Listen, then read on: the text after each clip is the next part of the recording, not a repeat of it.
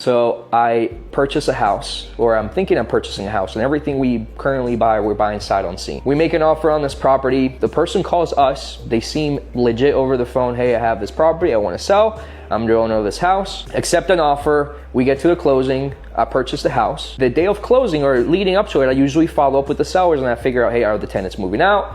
Are they close to moving out? What's the situation? It's not uncommon for tenants not to move out the day of closing. Like if we have to give them 5 days, whatever, a week after, we will. He calls us, he says, hey, they haven't moved out, I still want to close. I'm like, it's a great enough deal to where if something happens with the tenants, I'll be fine. I send my contractors over to the house because at this point, the seller literally at closing stopped reaching out. He stopped communicating with us.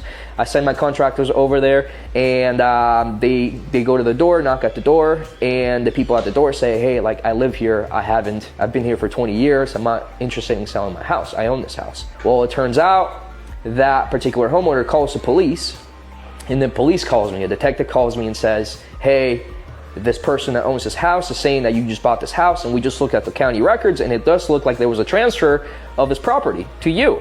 And they own this house. What's going on? The person that called us to sell us the house had the same exact name as the homeowner. The name on the record and their name was exactly the same. And there's no way for a notary or attorney to know that the person on record is not who's saying they are.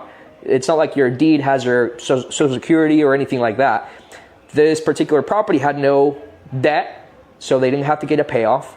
It had literally no spouse, so he didn't have to get, the owner had no spouse, and the person that sold us had no spouse, so there wasn't that second person that had to sign. It was just a perfect kind of storm of things that had to happen for this person to sell us a house. They go on and sell us a house. We find that out, we tell the police there's an investigation going on. It probably lasts 6 months, 7 months for us to like try to figure something out. Meanwhile, I, as a seller or as a buyer, you get what's called title insurance policy when you buy a property.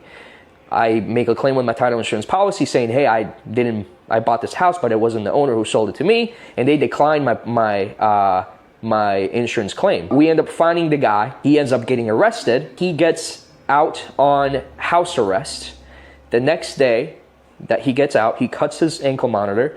He knows the owner of the house that sold me the house owns an identical house next door. He had already been in contact throughout this whole time with different people, probably 10 different companies trying to sell that house. Another buyer that ended up not seeing the house in person, bought the house. Literally, he cuts his ankle monitor, goes to the closing that same day, and sells the house next door. So he got away with selling the house that I bought and the house next door to the house that I bought from the same homeowner. And I'm pretty sure to this date, the guy has not been caught yet.